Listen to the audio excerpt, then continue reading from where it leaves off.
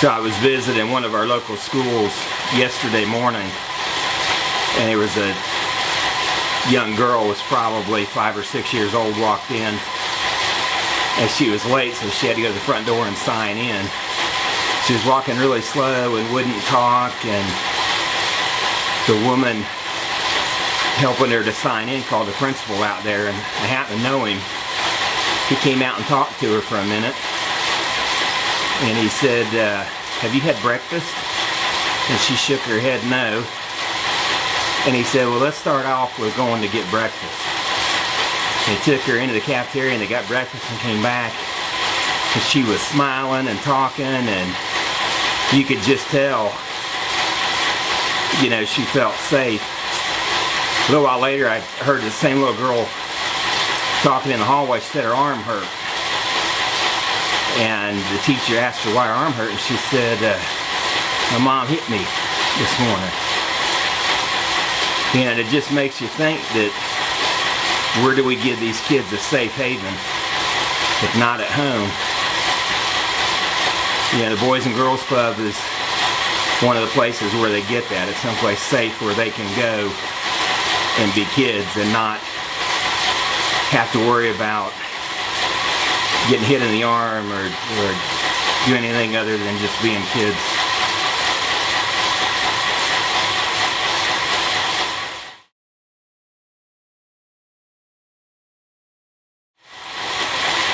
So the Bear Creek race team went out to Raisin Woods last year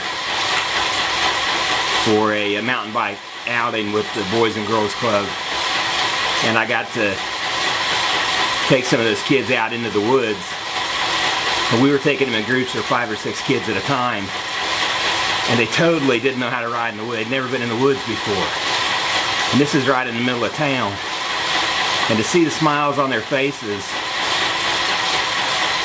and to just watch them, you know, struggle up these little hills. And it's, oh my gosh, the hill's so big and we got to go up another hill. And you know, by the time we got done with our little lap, encouraging the kids, and they're laughing, they're all making it up to the top of the hills, and they're falling over just, oh, I can't believe I made it, I can't believe I made it. It's, you know, they're just having fun. And one little boy said that's the first time I'd ever been in the woods. And we had a little girl on another trip. She went down a hill, and I mean, she wiped out everywhere. And crying when she got up.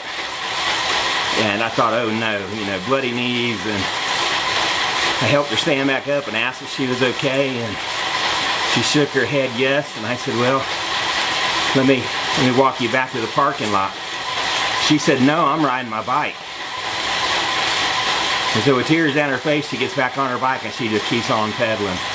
And that's what it's all about. They care more about being out there doing that. Even bloody knees can't keep them from enjoying it.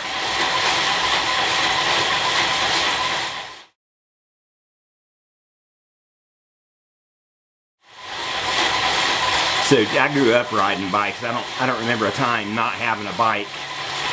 And we went everywhere on them. And even now at 44, I still ride my bike, you know, every day. And now it's you know, it's therapy, it's private time, it's time with my friends. But I don't know what I'd do if I didn't have the bike to ride. But the thing about having a bike is when you're out on a bike and you're flying down a hill or pedaling, or you know, you're a kid again no matter how old you are. You can't be anything but a kid on a bicycle. And so for these kids, you know, part of what we're giving them is the opportunity to just be kids.